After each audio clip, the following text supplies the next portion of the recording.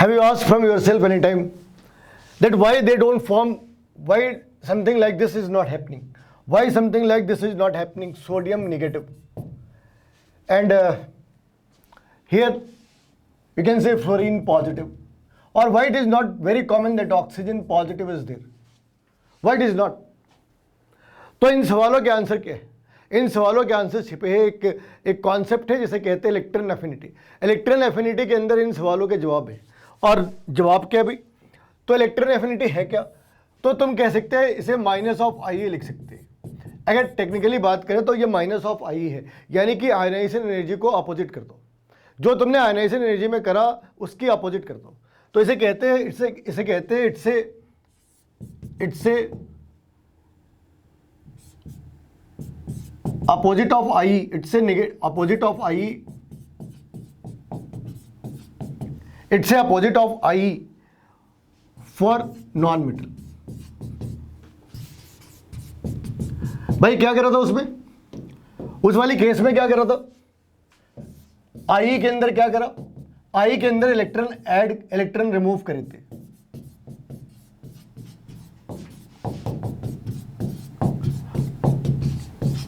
तो electron affinity के अंदर क्या करना है?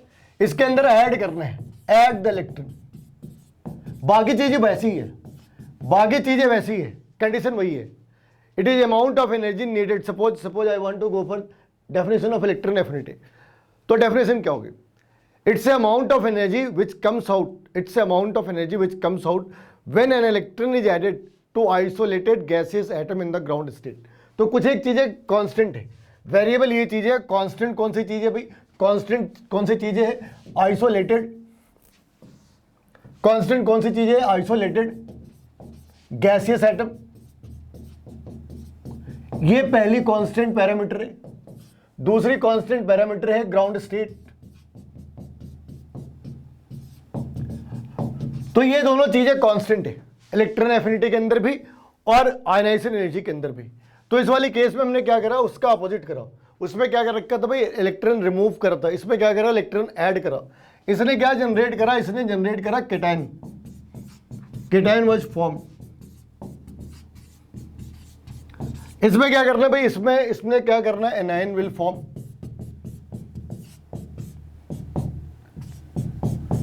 Will be the product.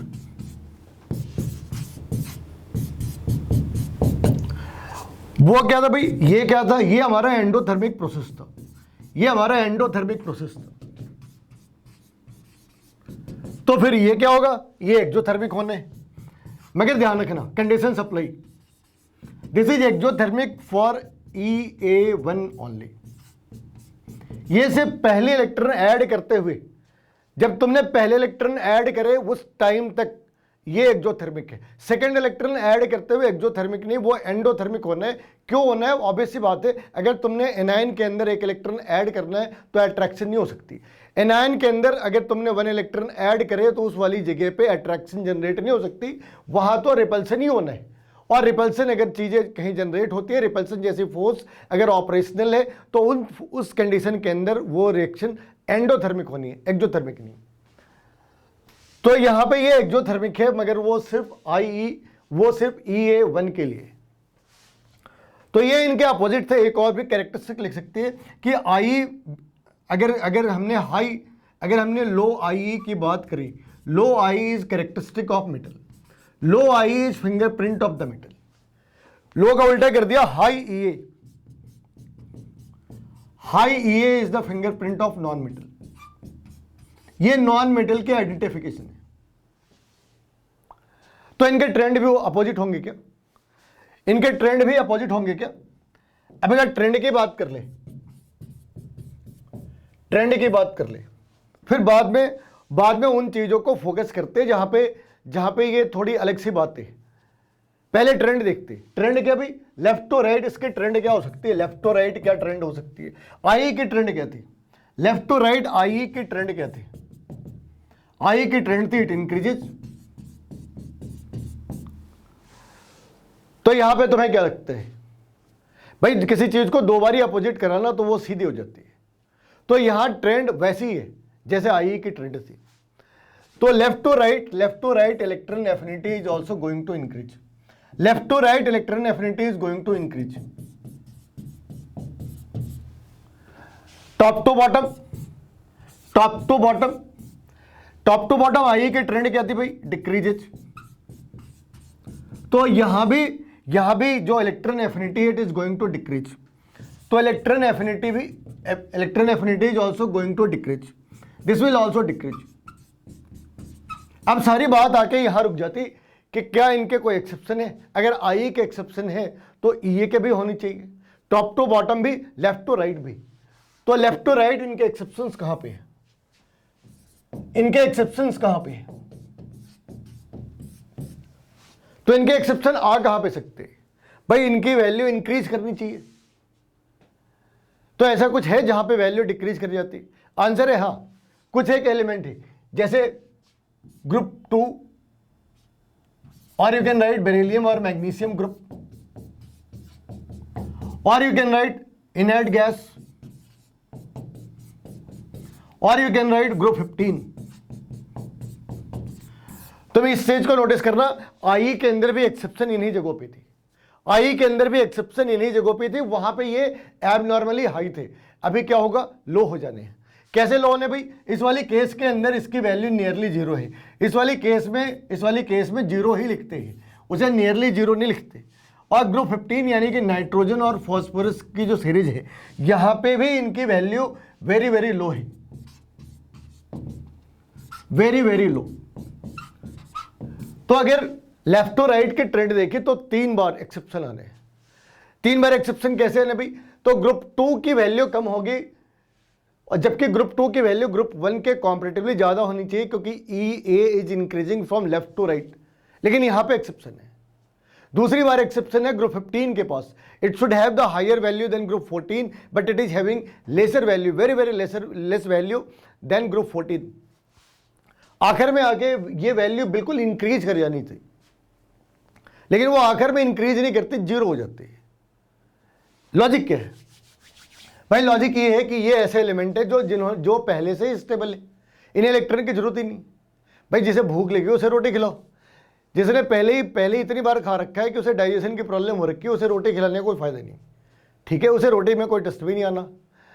तो यहाँ पे जो पहले हम इलेक्ट्रॉन लूज या गेन क्यों करते हैं, टू गेट द स्टेबिलिटी, और ये पहले ही स्टेबल है। इंसान तो है नहीं कि लालची हो, उसके पास पहले ही इंसान होगा तो क्या करना, एक आधे इलेक्ट्रॉन उठा के बैंक में डाल देना है ना, ताकि फ्यूचर में यूज हो सकते हैं। लेकिन एलिमेंट के पास ना कोई बैंक है और ना ही एलिमेंट ऐसी कोई ऊट पटांग सी हरकतें करता है, तो इसके पास इलेक्ट्रॉन चाहिए नहीं भाई। क्या है यहाँ पे लॉजिक, बड़ी सिंपल सी है, जो हम इलेक्ट्रॉन की लॉस या गेन क्यों करते हैं, टू गेट द स्टेबिलिटी। ये पहले ही से स्टेबल है, इन्हें चाहिए नहीं एक्स्ट्रा। तो इनके पास इंसान तो है नहीं कि उठा के रख लो, चलो आज जरूरत भी नहीं है तब भी लेके रख लो, बाद में कभी जरूरत आ गई तो यूज कर लेंगे। तो यहां पे ऐसा कुछ नहीं होता। अब क्या टॉप टू बॉटम भी कोई एक्सेप्शन है, इसके पीछे लॉजिक क्या है, their configuration, their electronic configuration keep them stable.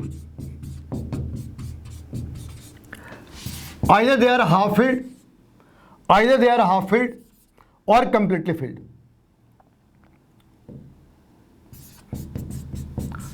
Either they are half filled or they are something like NS2. It's a NS2 or it's a NP3 or it's a NP6.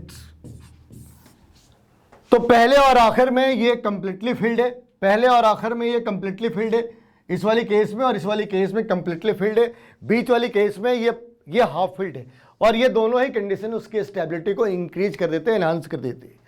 तो ये left to right की trend ये है। अब top to bottom के अंदर भी कोई ट्रेंड है क्या, टॉप टू बॉटम के अंदर भी कोई एक्सेप्शन है क्या? टॉप टू बॉटम के अंदर सबसे पहली एक्सेप्शन तो यही है कि ग्रुप 2 जो पीरियड 2 है, it should have the highest electron affinity, but group period 3rd is having the highest electron affinity. Fluorine should have the highest electron affinity, but it's a chlorine which is having the highest electron affinity. तो exception क्या भाई, exception है third period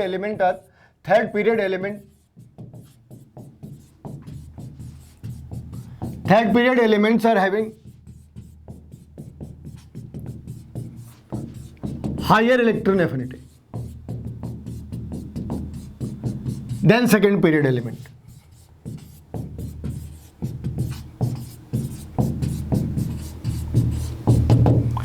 अब इसके पीछे logic हो सकती है। लॉजिक क्या भाई? इसके पीछे लॉजिक ये है कि जो सेकेंड पीरियड एलिमेंट है, suppose fluorine, second period element means fluorine, chlorine, fluorine, oxygen, nitrogen. ये जो सेकेंड पीरियड एलिमेंट है, they are having higher interelectronic repulsion, have higher interelectronic repulsion.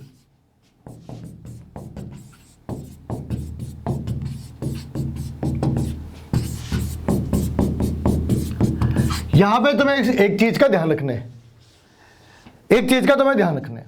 और वो ध्यान क्या है? एक चीज तुम्हें नोटिस पे रखनी है। सपोज फ्लोरीन, सपोज एक बात देख लेते हैं फ्लोरीन के रिस्पेक्ट में और फिर क्लोरीन के साथ भी। तो फ्लोरीन के इलेक्ट्रॉन रिपल्सन और इलेक्ट्रॉन प्रोटॉन अट्रैक्शन, अगर हमने फ्लोरीन के अंदर यही चीज देखी तो सपोज एक रैंडम सी वैल्यू सेलेक्ट करते, एक रैंडम सी वैल्यू है, जरूरी नहीं है कि एग्जैक्टली सेम वैल्यू हो। तो इलेक्ट्रॉन के बीच की रिपल्सन इनकी 200 यूनिट है सपोज, और इलेक्ट्रॉन प्रोटॉन के बीच की अट्रैक्शन 400 यूनिट है। ये क्लोरीन के अंदर ये रिपल्सन घटकर, ये क्लोरीन के अंदर ये रिपल्सन घटके 50 यूनिट की रह जाती है, और इनके बीच में अट्रैक्शन भी घटके 350 की रह जाती है। तो ध्यान रखना कि क्लोरीन के अंदर अट्रैक्शन भी कम है और क्लोरीन के अंदर रिपल्सन भी कम है। लेकिन अगर हम ओवरऑल की बात करें, अगर हमने यहां पे ओवरऑल की बात करी तो 400 minus 200 which is finally 200 unit, और क्लोरीन के केस में 350 minus 50, so it's a 300 unit. इसका ध्यान रखना है। क्लोरीन के अंदर फोर्स ऑफ अट्रैक्शन और इंटर इलेक्ट्रॉनिक रिपल्सन दोनों ही फ्लोरीन के कॉम्पैरेटिवली कम है, लेकिन ओवरऑल वैल्यू ज्यादा है। That's why chlorine is having highest electron affinity. इसका ये कहीं मतलब नहीं है कि chlorine can attract electron stronger than fluorine, वो नहीं कर सकता। और ये भी नहीं कि क्लोरीन के अंदर जो रिपल्सन है वो फ्लोरीन के इतनी है, वहां पे रिपल्सन ड्रामेटिकली डिक्रीज कर जाती, और इसका एडवांटेज मिल जाता है क्लोरीन को, इसका एडवांटेज मिल जाता है फॉस्फोरस को, इसका एडवांटेज मिल जाता है सल्फर को। ये तीनों ही एलिमेंट को इसका इस वाली बात की क्रेडिबिलिटी, इस वाली बात की बेनिफिट मिल जाती है, और वो उनकी इलेक्ट्रॉन एफिनिटी ऑक्सीजन और नाइट्रोजन के कॉम्पैरेटिवली ज़्यादा हो जाती है। तो ये इनकी एक ट्रेंड है, ये इनका एक्सेप्शन है कि ये लेफ्ट टू राइट भी डिक्रीज कर रहे हैं, लेफ्ट टू राइट भी एक्सेप्शन है और टॉप टू बॉटम भी। जो इलेक्ट्रॉन एफिनिटी है इसकी जो सबसे ज़्यादा एप्लीकेशन है वो एसिडिक स्ट्रेंथ के ऊपर है, वो इसकी पोलैरिटी के ऊपर है, वो कई बार कलर के ऊपर भी है। इलेक्ट्रॉन नेगेटिविटी के साथ इसे अटैच करके डिफरेंट स्केल्स के साथ भी पढ़ना है। यहाँ पे इस चीज़ का ध्यान रखना। एक सवाल है, बहुत ही खूबसूरत सा सवाल है कि ऑक्सीजन में जब तुमने पहली इलेक्ट्रॉन ऐड करी तो ऑक्सीजन नेगेटिव बन जाता। This step is exothermic step, 142 kilo joule. लेकिन जब ऑक्सीजन नेगेटिव के अंदर एक इलेक्ट्रॉन और भी ऐड करते हैं तो यह बन जाता ऑक्सीजन 2 नेगेटिव, ऑक्सीजन 2 नेगेटिव। इस ऑक्सीजन 2 नेगेटिव के साथ एक प्रॉब्लम है, this is known as EA1 and this is known as EA2। अब ये एंडोथर्मिक है और काफी ज्यादा एंडोथर्मिक है, 800 के अप्रॉक्स है। ये अप्रॉक्स वैल्यू है। तो यहां पे जहां पे ये नेगेटिव था इस वाली साइड पे ये पॉजिटिव है, यानी कि ओवरऑल हमने एनर्जी प्रोवाइड करनी है। तो फिर ऑक्साइड बनता कैसे? अगर हमने बार बार एनर्जी प्रोवाइड करनी हो गैसेस स्टेट के अंदर, ये अनफेवरेबल है, it's unfavourable in the gases state, unfavourable in the gases state.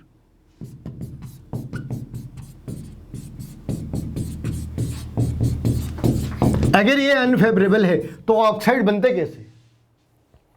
या तो अपने ऑब्जर्वेशन गलत थे, ये थियरी गलत थे, दोनों में से दोनों एक साथ सही नहीं हो सकते, मगर दोनों एक साथ सही है। उसकी लॉजिक है, जो ऑक्साइड हमने या तुमने देख रखी है वो ऑक्साइड सॉलिड स्टेट के अंदर है, वो ऑक्साइड गैसेस फॉर्म के अंदर नहीं है। गैसेस फॉर्म के अंदर ये थर्मोडायनेमिकली और काइनेटिकली ये अनस्टेबल पार्ट है, ये फेवरेबल पार्ट नहीं है।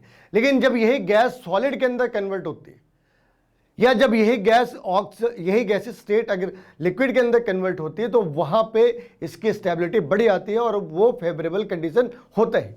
तो इसलिए ऑक्साइड जरूर बनती है, मगर वो ऑक्साइड गैसेस फॉर्म में ना होके सॉलिड या लिक्विड फॉर्म में होती है। तो हमें इस बात का ध्यान रखना है हमेशा। और always it's a EA1 is only exothermic. और इसके बाद तुम चाहे मर्जी जितने भी EA लगा लो, वो सारे के सारे एंडोथर्मिक होने हैं। जैसे नाइट्रोजन का केस है, तुमने पहली इलेक्ट्रॉन डाली N negative, this is known as EA1 और ये एक्जोथर्मिक है। This one is exothermic, this one is exothermic. लेकिन तुमने N नेगेटिव के अंदर एक इलेक्ट्रॉन और ऐड करा, इसे बना दी N2 नेगेटिव, ये बना EA2 and this one is the endothermic. तुमने एक और भी इलेक्ट्रॉन ऐड करी और तुमने जनरेट करा N3 नेगेटिव, ये आया EA3 and this is also endothermic. अगर एक हाइपोथेटिकल केस लगा ले कि हमने 4-5 इलेक्ट्रॉन और भी ऐड करने हैं, वो सारे के सारे एंडोथर्मिक होने हैं। पहले स्टेज को छोड़कर सारे के सारे एंडोथर्मिक होने हैं।